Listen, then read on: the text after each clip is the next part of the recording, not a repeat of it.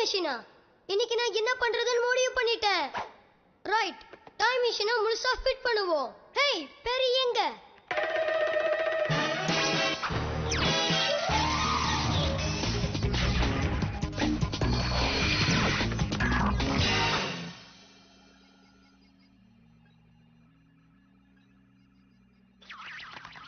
Agent B, நான் தான் காரல்.